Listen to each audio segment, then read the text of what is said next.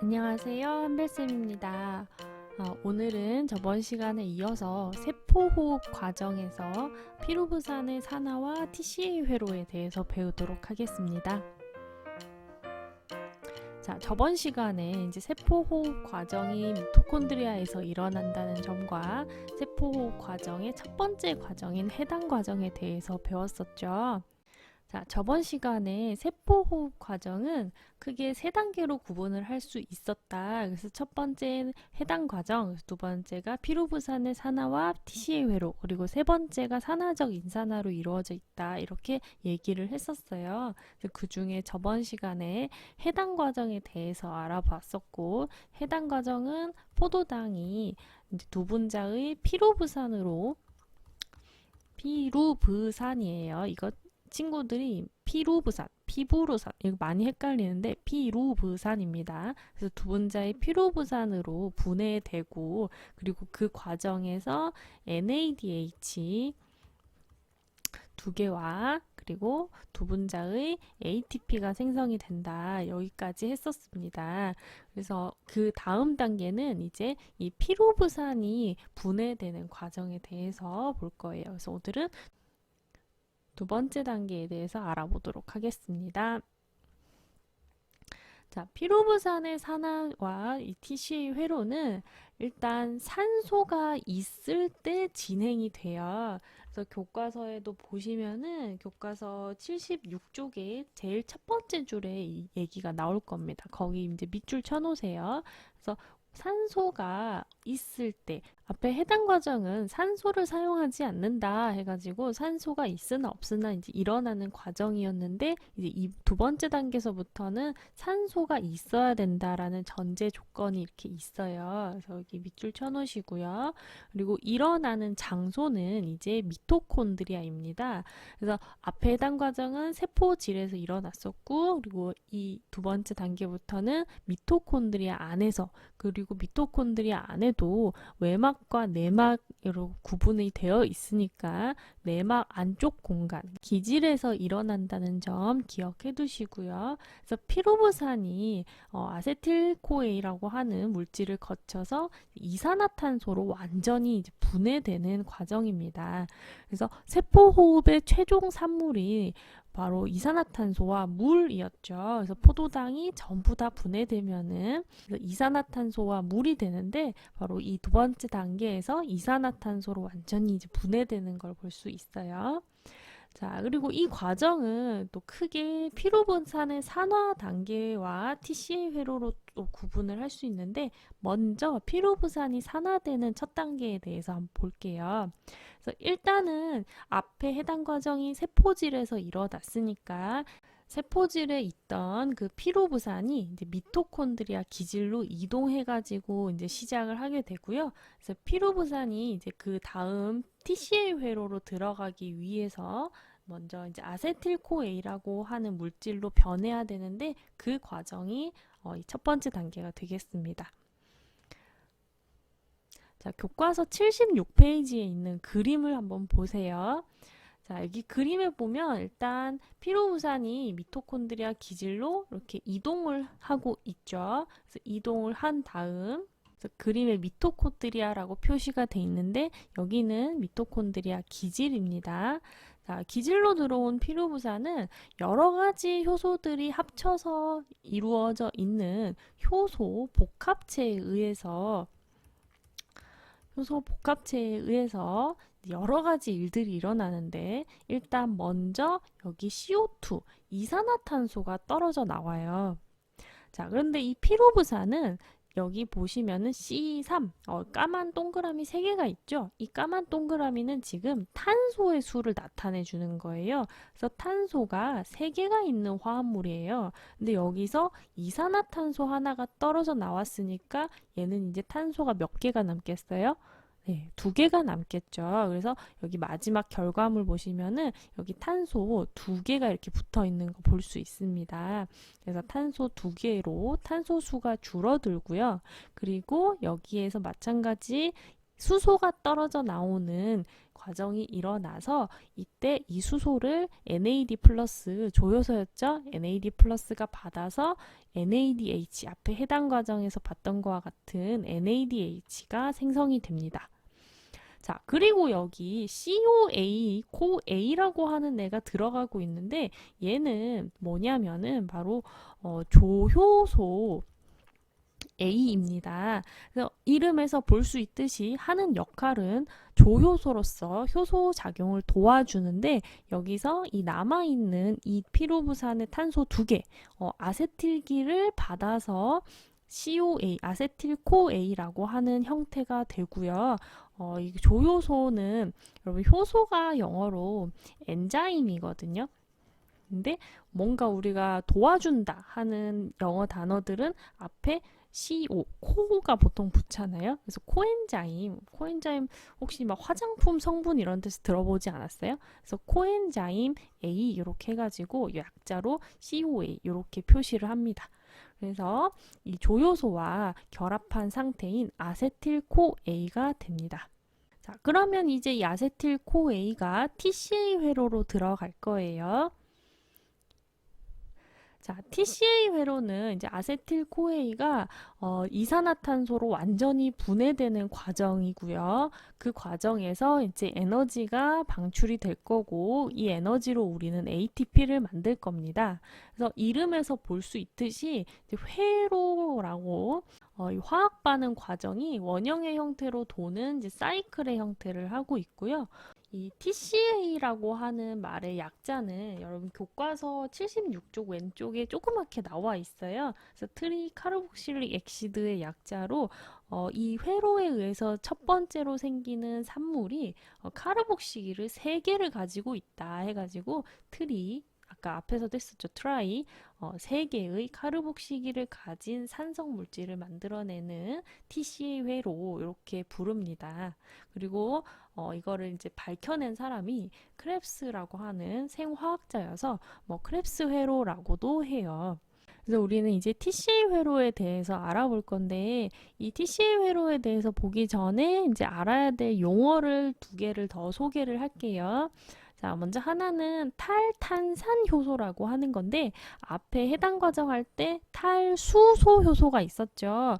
걔처럼 얘는 탄산을 떨어뜨리는 효소예요. 그래서 이 효소가 작용을 하면 어떤 일이 일어나느냐? 바로 이산화탄소가 떨어져 나옵니다. 그래서 과정에서 이산화탄소가 탁 떨어져 나오면은 여기에 탈탄산 효소가 작용했구나 이렇게 생각을 하면 되고요.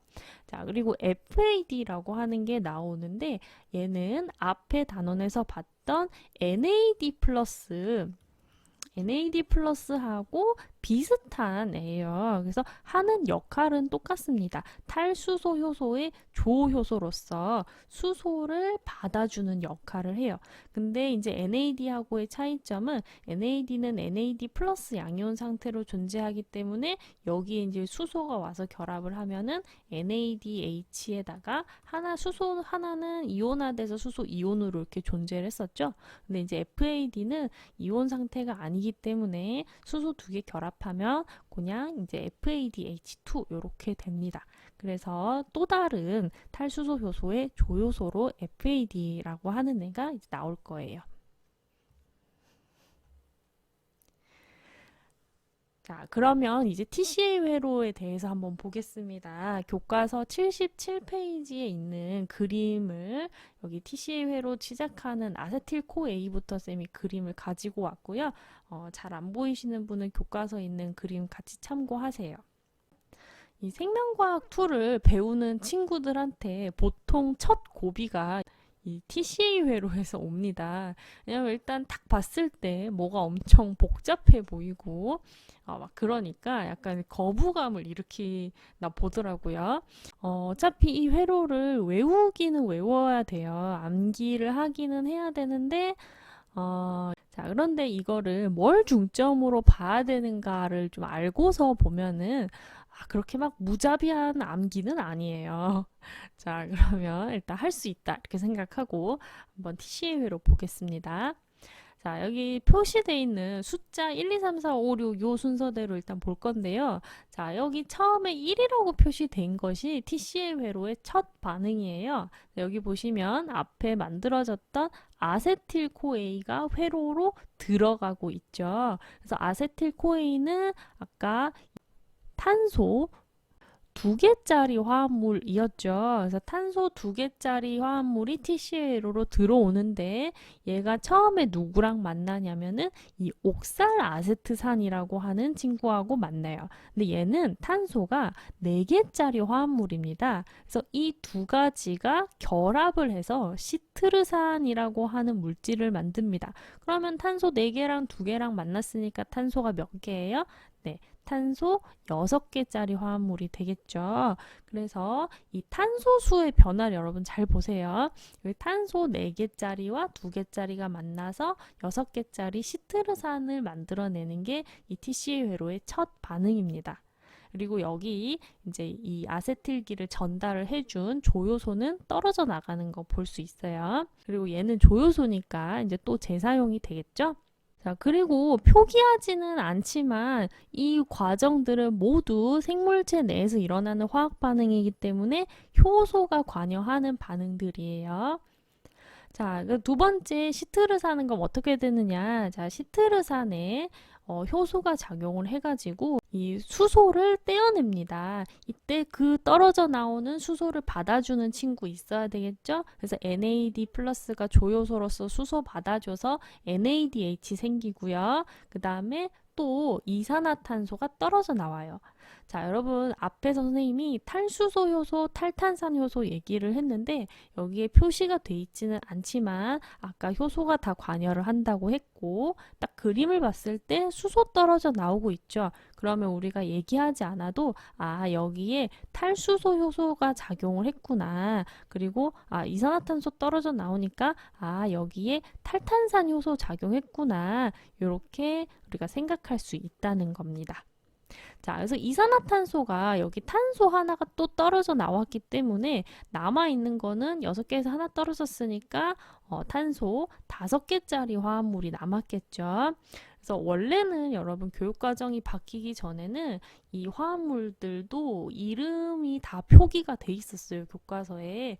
그래서 친구들이 막 이거를 이제 다 막 외웠어야 됐어요. 원래 탄소 이 5개짜리는 알파케토글루타르산이라고 뭐 요런 친구가 있었어요. 근데 이제부터는 이거를 이제 안 외워도 되는 교육과정으로 바뀌었어요. 그래서 여러분들은 이 탄소가 어떻게 변하는지 어디서 빠져나오는지 요것만 기억을 하시면 되겠습니다. 그래서 얘네들의 이제 명칭 같은 게 궁금한 친구들은 따로 한번 찾아보시기를 바랍니다. 그럼 자, 다음 반응으로 넘어가겠습니다. 이 탄소 5개짜리 화합물은 그 다음에 또 여기서 탈탄산 반응에 의해서 이산화탄소 떨어져 나와요. 그러면은 이제 얘는 탄소 또 하나 잃었으니까 탄소 몇 개가 돼요? 네, 탄소 4개가 되겠죠. 그래서 4개로 줄어들었고요. 그 다음에 여기 또 탈수소 요소 작용해가지고 NADH가 생성이 됐고요. 그리고 여기는 특이하게 뭐가 하나 더 생겼습니다. 바로 ATP입니다. 그래서 여기 쭉 보시면 알겠지만 ATP가 생성되는 반응은 여기 한 군데밖에 없어요. 근데 여기서 생성되는 이 ATP 역시 우리가 앞에 해당 과정에서 봤던 ATP의 생성 원리와 똑같습니다. 그게 뭐였죠? 쌤이 형성평가로도 냈었잖아요. 바로 기질 수준 인산화예요. 그래서 효소가 인산기를 ADP한테 전달을 해서 ATP를 만드는 방식입니다. 그래서 여기 TCA 회로에서 생기는 하나의 ATP는 기질 수준 인산화로 생긴다. 자, 그러면 다음 반응으로 넘어가겠습니다. 자, 이제 이 다음 반응부터는 탄소의 수가 변화가 없어요. 왜냐하면은 이 아까 처음에 이 회로의 시작에서 아세틸코에이를 받아줬던 애가 옥살 아세트산, 탄소 4개짜리였죠. 그래서 이 옥살 아세트산으로 돌아가는 과정인데 보면 탄소는 얘도 4개, 얘도 4개니까 똑같아요. 그래서 이 다음부터 생기는 물질들은 전부 다 탄소 4개짜리 화합물이에요. 하지만 얘네가 다 같은 물질은 아닙니다. 그래서 이름이 없으니까 안 외워도 되기는 하지만 오히려 좀 헷갈리는 것 같기는 한데, 원래 이제 얘는 석신산이고 얘는 푸마르산이라고 하는 애거든요. 자, 그래서 이 네 번째 반응은 석신산에서 또 수소가 떨어져 나오는 탈수소 반응이고, 이때 작용하는 조효소는 앞과 다르게 FAD여서 이때 여기서 FADH2가 생성이 됩니다. 자, 그래서 탄소수 변함없이 여전히 탄소 4개짜리 화합물이고, 그다음에 여기에 다섯 번째 반응으로 물과 이 물질이 결합을 해서 그 다음 물질을 만들어요. 얘는 마찬가지 탄소 4개짜리고, 참고로 알려드리면 얘는 이름이 이제 말산입니다. 지금 구분이 안 되니까 좀 적겠습니다. 자, 그래서 푸마르산이 물과 결합해서 말산이 되고요. 그리고 마지막 반응은 이제 이 말산이 또 수소를 잃고 NADH를 만들고요. 그다음에 얘가 옥살아세트산으로 돌아가요. 그러면 이 옥살아세트산은 또 새로운 아세틸코에이와 결합해가지고 이 회로를 계속 이어나갈 수 있겠죠. 자, 그래서 여러분 이 TCA 회로를 암기를 하긴 하셔야 되는데 어떤 점을 중점으로 보면 되느냐? 자, 이 탄소가 언제 떨어져 나오느냐? 그래서 이 회로가 시작되면 처음에 시트르산 생성되고 바로 이산화탄소 두 분자가 한 번씩 한 번씩 이렇게 떨어져 나오죠. 그래서 이산화탄소가 언제 떨어져 나오면서 탄소수 어떻게 변화하느냐? 요런 거 중점적으로 보시고요. 그 다음에 NADH가 어디서 생성이 되는지, NADH 생성되는 거 처음에 2번 하고 마지막 한 번 이렇게 기억하시고, 그 다음에 여기 좀 다른 거랑 다르게 FADH2도 하나 생겼었죠. 그래서 요 놈 어디서 생기는지 한번 눈여겨보시고, 그리고 여기 ATP가 또 특이하게 한 분자 생기는 곳이 있었는데 요런 부분들 좀 눈여겨보면서 암기하면은 되겠습니다. 그래서 여러분들이 한번 이 교과서에 있는 이거를 하나 이제 백지를 딱 꺼내 놓고서 한번 쫙 한번 그려보세요. 스스로 한번 이 회로를 그려보시고 외워 두시면은 좋겠습니다. 자, 그래서 앞에 이제 피루부산의 산화부터 한번 이어서 이렇게 쭉 정리하면은요. 세포질에서 피루부산이 이제 미토콘드리아 기질로 이제 들어옵니다. 그러면은 이 피루부산은 먼저 이산화탄소 하나 여기 떨어져 나오고요. 수소 잃고 아세틸코에이가 돼요. 그러면 아세틸코에이는 옥살아세트산과 결합해서 시트르산이 되고, 이 이제 TCA 회로를 돌면서 바로 이산화탄소 또 떨어져 나오고 또 떨어져 나오고 이렇게 하면서 3개의 이산화탄소를 방출을 하게 돼요. 근데 처음에 들어간 피루부산을 생각을 해보면은 피루부산은 탄소 3개짜리 화합물이었죠. 그래서 이 3개짜리 화합물이 3분자의 이산화탄소로 모두 다 분해가 된 걸 볼 수가 있습니다. 그리고 그 과정에서 NADH 여기 하나, 여기 하나, 여기 둘, 그리고 여기 3개, 그리고 마지막 옥살아세트산 만들 때 4개. 이렇게 4개의 NADH가 생성이 된 거 볼 수 있고요. 그 다음에 특이하게 여기 FADH2가 1개 생성이 된 거 볼 수 있고, 그리고 여기 ATP 하나 생겼던 거 기억하시죠? 기질 수준 인산화로 ATP 하나 생긴다. 이렇게 정리를 할 수가 있겠습니다. 자, 그러면은 그게 교과서 77페이지에 이렇게 화학식 형태로 나와 있어요. 그래서 피루부산, 그러니까 사실 원래 제일 처음에는 포도당이었죠. 그래서 포도당이 쪼개져서 만들어진 피루부산은 이 TCA 회로를 거치면서 이제 이 세포호흡의 최종 산물인 이산화탄소로 모두 다 분해가 되고요. 그리고 그 과정에서 NADH, FADH2, ATP 이런 물질들을 이제 만들어내게 돼요. 근데 아까 선생님이 얘기했지만 포도당이 사실 이 세포호흡의 시작이었잖아요. 근데 포도당 한 분자가 2개의 피루부산을 만들어냈었으니까 이거를 전체 산물에다가 곱하기 2를 해줘야 포도당 한 분자 기준이 되겠죠. 그래서 포도당 한 문자를 기준으로 한다고 하면은 지금 여태까지 만든 걸 정리를 해보면 이산화탄소가 이거 TCA 회로 2바퀴 돌면 이제 6분자의 이산화탄소가 되겠죠. 그리고 ATP가 아까 하나였는데 이제 ATP 2개, NADH 8개, FADH2 2개 이렇게 정리를 해줄 수가 있고요. 그래서 요까지는 TCA 회로 피로부산의 산화와 TCA 회로를 거쳤을 때 나오는 거고, 우리가 이 앞에 시간에 해당 과정에서 역시 그 과정에서 ATP 2개 생겼고 NADH 2개 생겼었어요. 그래서 얘네까지 다 합쳐주면은 ATP 4개에다가 NADH 10개, FADH 2개 이렇게 정리를 할 수 있습니다. 자, 근데 이렇게 우리가 세포호흡 과정을 통해서 나온 산물을 정리를 해놓고 보니까 이 세포호흡이 에너지를 생성하기 위한 과정이었고, 우리가 앞에서 이제 에너지를 생물체는 ATP의 형태로 사용을 한다고 했어요. 근데 여기 ATP 꼴랑 4개 만든 거 볼 수 있죠. 4개. 그리고 여기 막 알 수 없는 이 수소들 떨어져 나온 거 NADH만 막 10개 만들고 FADH2 2개 만들고 한 거 볼 수가 있습니다. 자, 사실 이 포도당에서 떨어져 나온 이 수소들 역시 포도당의 에너지를 다 가지고 있는 상태거든요. 그래서 이 수소들의 에너지 역시 이제 ATP로 만들어주는 과정이 필요한데, 그게 바로 이 다음 단계인 3번째 산화적 인산화 단계입니다. 그래서 그 산화적 인산화에 대한 내용은 다음 시간에 배우도록 하겠습니다. 자, 그래서 이번 시간에는 세포호흡 과정 중에 2번째 과정인 피로부산의 산화와 TCA 회로를 봤고요. 그래서 이 과정, 이 TCA 회로 이제 암기하시고 여기서 생성물 어떻게 생겼는지까지 우리가 정리를 했어요. 자, 그러면 다음에는 이 다음 단계를 알아볼 거고요. 아마도 이제 이 수업은 진짜로 학교에서 할 것 같죠? 예, 그러면은 여러분 학교에서 만나기를 기대하고 있겠습니다. 네, 수고하셨습니다.